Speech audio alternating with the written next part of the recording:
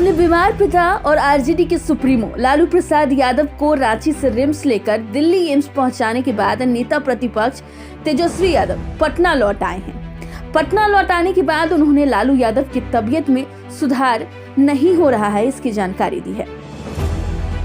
वहीं पटना वापस आने के बाद उन्होंने पिता की तबीयत से जुड़ी तमाम जानकारी दी।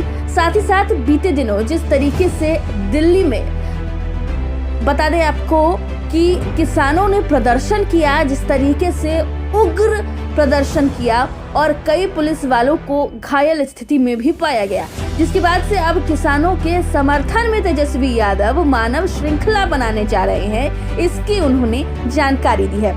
किसान आंदोलन पर तेजस्वी यादव ने कहा है कि किसानों को पता है कि उनकी भला किसमें है, लेकिन सरकार अपनी बात किसानों पर थोपना चाहती है। उन्होंने कहा है कि 100 से अधिक किसान आंदोलन के दौरान शहीद हो गए, लेकिन सरकार की ओर से कोई भी बयान जारी नहीं किया गया। लाल किले पर किसने झंडा फहराया है यह पूरे देश को पता है। जो सीएए और एनआरसी के प्रदर्शन के विरोध में फायरिंग करता है उसकी गिरफ्तारी नहीं होती है, लेकिन महागठबंधन किसानों के साथ खड़ा है। उन्होंने कहा है कि हम लोग 30 जनवरी को किसानों के समर्थन में मानव श्रृंखला बनाने जा रहे हैं। शिकायत मिलने पर सांस लेने में जो कठिनाई आ रही थी, जब दम फूल रहा था, तो हम लोग आनंद फानंद में जो है विशेष अनुमति लेकर के रांची गए थे और उनकी जो शिकायत थी, खास तौर पे निमोनिया डिटेक्ट हुआ शिकायत होने के बाद। लंग्स में जो है वो पानी वो मिला है और किडनी जो है मात्र 25% ही काम कर रहा था और पहले से हार्ट के पेशेंट रहे हैं।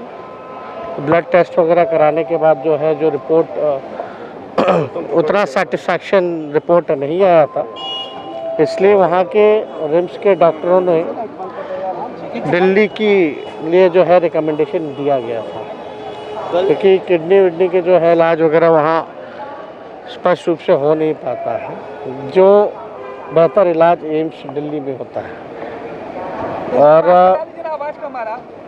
अभी जो है पूरी तरीके से जांच जो है वो चल रही है और जांच के बाद जो मेडिकेशन होता है डॉक्टर वगैरह वो देने का काम कर रहे हैं। अभी स्थिति जो है कुछ दिनों बाद ही बेहतर पता चल पाएगा, क्योंकि दवा का असर जो है वो कुछ दिन बाद दिखता है।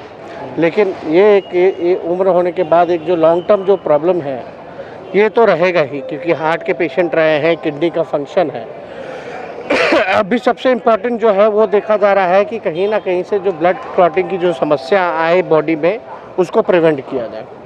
तो अभी ये हम लोग सब लोग जो है आनंद फानंद में, फिर हम लोग एयर एम्बुलेंस से हम लोग दिल्ली गए। जो दिल्ली में हुआ वायलेंस, उसको कैसे देखते हैं आप?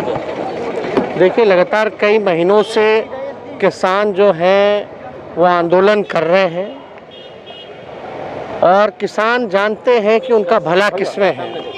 किसान जानते हैं कि उनका भला किसमें है।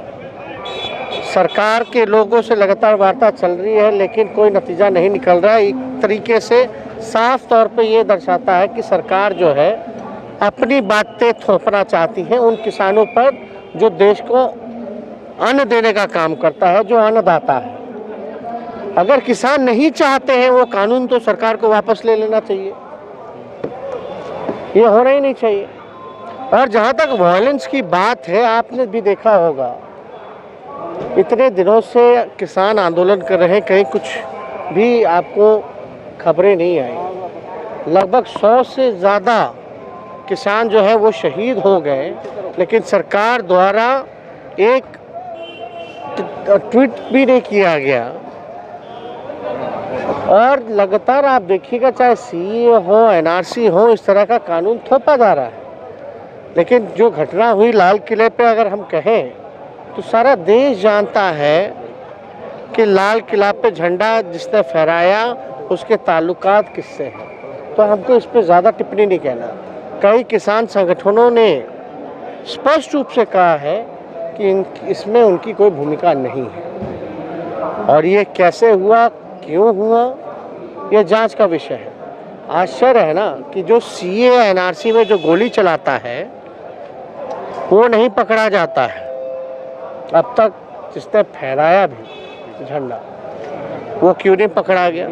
ज्यादा है वो क्षमता नहीं जा रही है। चुनाव के समय ही हमने कहा था, चुनाव के सामने हमने कहा था जो भी सरकारी कर्मचारी हैं या पुलिस कर्मचारी हैं उनको जबरन जो है रिटायर करने का 50 साल के बाद जो है रिटायर कर दिया जाएगा।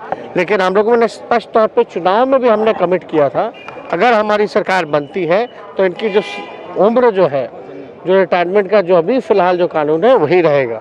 लेकिन सरकार देखिए, अब बेटे तो वो 50 साल वाले जो रिटायर्ड होंगे उनके बच्चे क्या हैं, उनको रोजगार मिला है क्या? वो तो बेरोजगार है।